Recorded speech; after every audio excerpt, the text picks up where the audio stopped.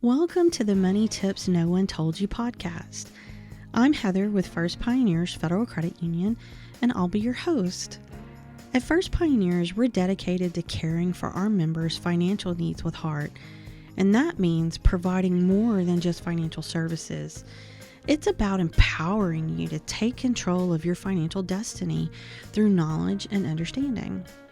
This podcast is all about guiding our listeners toward a brighter financial future. So get ready to embark on a journey towards financial well-being, because at First Pioneers, we believe that when our members are financially successful, we all succeed. Stay tuned for a wealth of knowledge and inspiration. You guys, spring is here. It's March now, and so, definitely here in Louisiana, the weather's warmed up and things are starting to bloom and the grass is growing and it's just beautiful out. And, it just makes you want to get out of the house and do things, just all the things we haven't been able to do all winter. And I know at this time of year, one of the things I always kind of get excited about is I'm ready to clean, do all that spring cleaning. I want to just purge all those things that we don't need anymore, kind of get myself organized. Anybody else do that? It's like you've been cooped up in the house for months. Maybe it hasn't really been that long, but it feels that way. So I find things are just sort of in disarray. There's, kind of stacks of chaos everywhere. So for me, the thing I really love is getting all that cleaned up, and what better time for this fresh start than springtime. And of course, what does that mean? Well, it's a great time to do spring cleaning on your finances too. And today I have 8 tips for you that will help you spring clean your finances. So first, you want to reevaluate your budget and your financial plan, because I know all you guys started out the new year with a new budget, right? But it's probably time to kind of take a look at that, see how it's going. Hopefully you've been doing it for 2 or 3 months now. So you really want to just reevaluate it. See, are you coming in on budget? Are there things in your budget that maybe you need to adjust? Maybe some things are a little high, some things are a little low, and you need to adjust that. Have you been sticking to that budget, or have you been, a little lax about it? If you have, then it's time to, kind of renew that goal. I also recommend as you're looking at that budget, you want to look at your bills and see if any of those changed. I know for me, often at the beginning of the year, my mortgage usually adjusts slightly, because that's when my insurance company makes any changes that they're going to make. So if it goes up or down, then of course my mortgage goes up or down to accommodate that. And there are a lot of things that change at the beginning of the year like that. For instance, health insurance will often do that. So there may be medications that you get all the time, monthly, and the price on those may have changed now. So take a look at those bills and look at your finances and see if there's anything that you need to adjust, now that we're into the year a little bit, and some of those things have probably settled in and those prices have changed.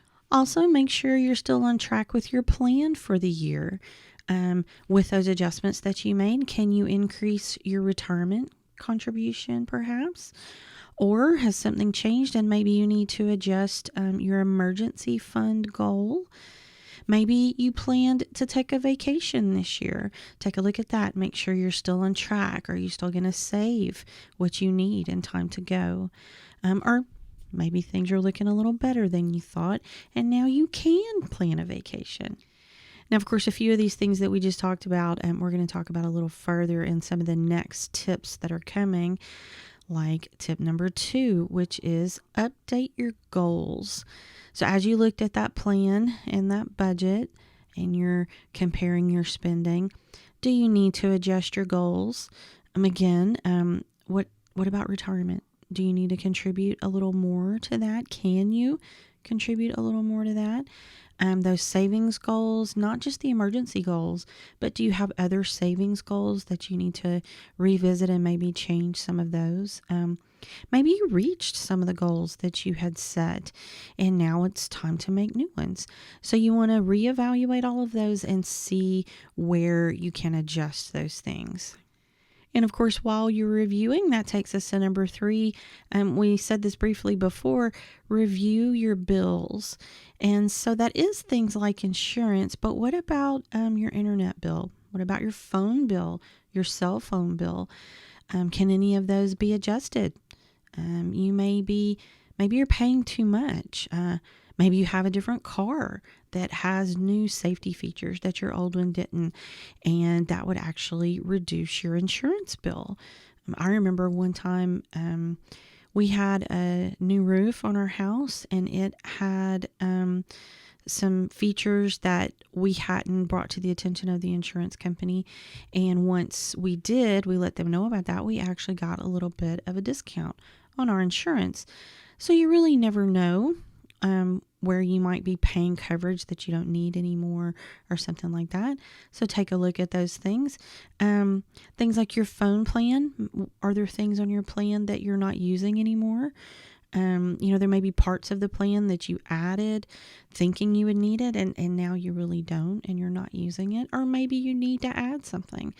So just take a look at those plans. There may be adjustments you can make that would lower your cost. Some of them may increase it as well, but you never know what you might be able to save because there just may be things that you're just not using anymore that you could adjust. And of course, then you can go back and make those changes in your budget. We have a big one at number 4, and that's close any unused accounts or subscriptions, especially those subscriptions. I know we've talked about that before, and I'm going to get back to that in just a second. I want to start with the accounts. Basically, you may have accounts that would work better for you if they were consolidated. So you may want to take a look at those. Now, of course, if you have multiple accounts that you've opened to help you save for different goals, that does make it easier to budget and reach those goals. So, of course, by all means, maintain that plan, that's working for you. I'm talking about accounts that maybe you've had it for years and you've just never used it. Maybe it's just time to close that or consolidate those. Maybe those are accounts that would be more beneficial if they were used another way. It's time to use those for another reason. So just take a look at any accounts that you have open, and this would be things like checking and savings accounts. So now let's come back to subscriptions. Y'all, like I said, that's big. It's really big. We've done a whole episode about this, actually, that you can go check out. And I think it's probably true for many of us that we are literally hemorrhaging money out of our budgets for subscriptions that we're either not using or we can't really justify the cost for because we're not using it enough. And look, find those and cancel those. I mean, you know what I'm talking about, right? Or the big one, I think, is streaming services that you don't use. I know I've done it. How many of you got excited because, you saw advertising for these great shows on this great service? You decided to sign up and now you don't use it. Or I've done this when you sign up to watch one show and now you've watched that show and you don't use that service anymore, but you've just never canceled it. Or you've got a show you want to watch and you've just never gotten around to it. The vast majority of those you can kind of start and stop without any kind of penalty. Of course, I would check that before you sign up. But if you're not using it, you know what? Go cancel it. And if you decide to go back to it, you always can. And also look at things that just different services, not even streaming services, but different things that maybe you've gone online and they offered a 7-day trial. And then after that you had to pay and then you forgot to cancel it and you're still paying for it. I actually had one of those the other day. I needed a service for a couple of months and I read the terms and conditions, y'all, which I know a lot of us don't. We just say accept and move on. But I actually went through it and I never saw anything about a cancellation fee. But there was one. So it actually ended up costing me to cancel it. But the amount that it would have cost me to keep it for the rest of the year was far higher than that cancellation fee. And the reality was I knew I was never going to use this account again. It didn't really work the way I thought it would anyway. So it just really wasn't worth it. So, that was one of those, it was better to just cancel it and kind of, eat that cost. And of course, live and learn. Next time I will read much more carefully. And the truth is we all should. I mean, how many of us hit that agree to terms button and we've never really read it? We just sort of scrolled it to pretend that we had read it and then hit the button. I mean, am I right? Come on, show of hands. Mine's up really high. So let's all make sure that we're reading those terms of service really carefully. But if you don't need these subscriptions, just cancel them. Now moving on to number 5, and this one is a big one as well, always a big one. I think it's time to reevaluate your debt and make a plan to pay that down. That is, if you haven't already. Again, we're into the new year now, and hopefully any financial things that we're going to change have done so, and they've sort of settled in. So now you can take a look at that debt again and kind of see where you are. You're looking at your budget and making those adjustments. So make this one of those adjustments. Look at where can you adjust and improve that plan to pay your debt, even if it's just a little bit extra that you can put towards something that you owe. Every little bit will help, I promise. And now we're on to number 6. Y'all, we're almost at the end of our list already. Can you believe that?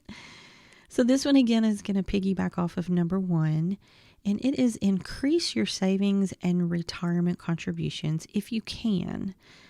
And look, I know sometimes it's hard to understand the importance of retirement, especially if you're young, just starting out. I mean, even into your 20s and 30s. But y'all, it is here before you know it.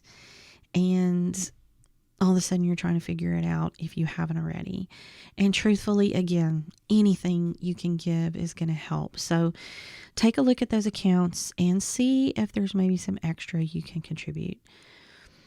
Also, when we're looking at your 401k account, if that's what you're using for retirement, do you have any that are from a previous job that are still sitting there? You could actually consider rolling those over into something else, kind of, moving those away from that old employer if you're not there anymore.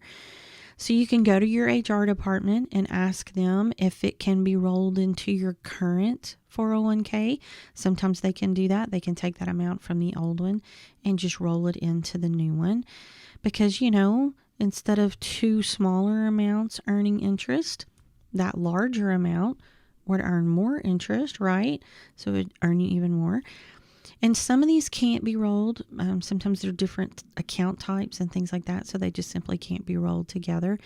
And if you can't roll it, maybe consider rolling it into something like an IRA. This is kind of similar and they're used for retirement as well. And at the very least, it may just have a better rate. And you could open the IRA at your bank or credit union so that it's where you have all your other accounts as well. So it's absolutely worth looking into if you have any old retirement accounts like that. Get those all into one place so you can have a better handle on them. And number 7, organize your financial documents. Okay, so I'm going to raise my hand again. As the year started, were you filing your bills and whatnot as they came in, or are they just in sort of this little pile, maybe on your desk, maybe on your counter? I know that's what I tend to do, because come on, let's be honest, we're all busy and sometimes we just don't feel like taking those extra steps, right? Look, it's in a pile, I can find it if I need it, right? So maybe it's time, spring is here, clean up, right? Take some time, get those documents filed, get them organized.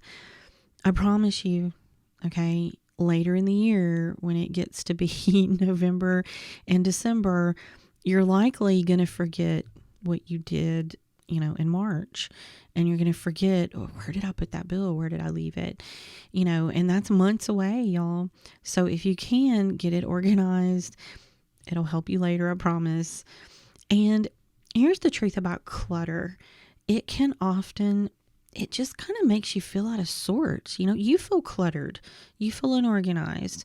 And so when you begin to organize these things, it helps you clear your mind as well. It helps you feel more centered, more prepared to handle whatever comes up. So take care of that clutter. And maybe you're going to file it, like we said, or is it something that's really old? Do you have a lot of old files? Maybe it's time to go through that file cabinet and look at all the things that you don't really need anymore. It's past the time that you would need it. So maybe it's time to shred it. Or maybe you even have some documents that you could scan. And that way you have electronic copies, which makes it much easier to access. So maybe it's time to do that. Get those ready. Plus, if you haven't filed your taxes yet, we are in March, so there is still time. Maybe while you're in there, you could start pulling what you're going to need to file your taxes. Get that in a little folder, get it ready for when it's time to file. And look, while you're at it and you're in there organizing, just go ahead and go through your passwords. Do you know what they all are? Do you need to change some of them? Are they all the same thing? Because y'all know the experts say that that's not the safest thing to do, is to have every password that you have be the same one. So have you changed them recently? Do you know where they all are? Do you have them in a safe place somewhere? Do you have notes on things like your credit cards? What if your wallet was stolen? If it's stolen, you can call the number on your credit card and have them cancel the card, but not if you don't have the number handy and it's on the card. Now, granted, you could probably look it up online, but maybe having a record of the cards that you have and the phone numbers of how to get in touch with those companies, that could be really handy if you needed it quickly. It could be really helpful. I know down here, we have hurricanes and things, and sometimes you have to evacuate and you have to bring things with you quickly.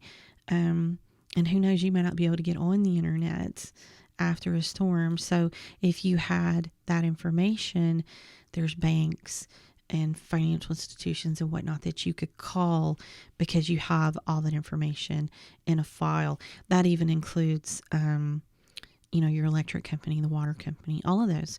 It never hurts to have contact information and your information in one place so that you could find it if you needed it in an emergency. Okay, and finally we are at number 8. Yay! Okay, number 8 is actually one, we talk about this one kind of frequently too. Maybe it's time to check your credit report, and if there's any issues, address those. Because you can get a free copy of your credit report once a year from freecreditreport.com. Maybe just see if it's time to pull that. And you could just be looking for simple information. Make sure all the information on there is correct. And that if there is anything wrong, that you can start addressing those issues. And often I'm talking about something really simple, like they may have an incorrect address for a former employer. Or maybe there's an account that you closed, but it's still showing as open. And of course, some of the issues may be a bit more challenging and they may truly affect your score. But often, addressing these things may be as simple as, a quick phone call or, type up a quick letter that you can send, and it actually fixes that issue and helps your score. So something to consider. So my bonus tip for today, I know you guys are looking at those budgets and those plans, and I know you have a better handle on it now, right? Because you've been doing it for several months, right? Right? I know you have. But consider that there are some things around that may make your life a little easier to keep that budget and that plan going. And a lot of that is kind of electronic things that are available to you that maybe you're just not utilizing. That's going to be things like e-statements. Those are electronic statements. If you sign up for those, you have no more paper to deal with. They come to you electronically, makes it easy to access them, easy to save them. So that's something to really think about. You can do the same for your bills if you want. You can sign up for bill pay. again, when you're getting a handle on that budget, it just makes it easier to manage if you're doing bill pay, because your bills are going to be paid for you. So a couple advantages for that is it'll save you time because now you're not having to do it, and you won't be late. So there's no late fee. So of course you would save that money if you've been having any of that happening. You just have to make sure that you don't forget to still write those down, that they're going to come out of your account. Okay, they're still going to come out. So make sure that you note it. But it really can be a big help. And lastly, consider using your bank or credit union's mobile app. Again, it's about ease of access. You're going to have your account with you all the time because it's going to be on your phone. I mean, how great is that? No matter where you are, you can just log in and take a look at all your accounts. And so when you do that, you can sign up for things like fraud alerts. So if there was anything happening with your debit card or credit card, you would get that alert. These often will include, I know at First Pioneers it includes this, that you can control your debit and credit cards. So let's say you lose the card or it gets stolen. You can just go into the app, simply turn it off so that no one could use it.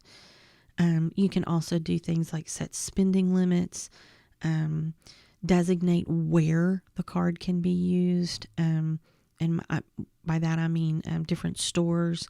You can even often designate shopping categories, so you could, if you give your card to your kids, you could turn off games, things like that. So they're really handy, and all of that can be done inside a mobile app most of the time. Like I said, I know for First Pioneers, we offer that, and a lot of banks and credit unions do as well. So it's just something to consider that, just may make things a little easier on you. All this technology and services, they're at our fingertips, and they just truly make it easier to handle our finances, which makes your life easier, right? So check those out, see what works for you. That wraps up another episode of Money Tips No One Told You. We hope you enjoyed the insights and tips shared today. If you have any questions, thoughts, or topics you'd like us to cover in future episodes, feel free to reach out. If you found value in today's episode, don't forget to subscribe, rate, and leave a review. Your feedback helps us tailor future content to better serve you. There are several ways you can find us if you need further information or need to speak with a financial counselor. Visit us in person in Lafayette or New Iberia, Louisiana, or at firstpioneers.com to find out how to become a member of our family and find other financial information. Also, be sure and check out the show notes for important links and important information. Your financial journey is important to us, and we're here to support you every step of the way. We hope you have a great day, and we'll see you next time.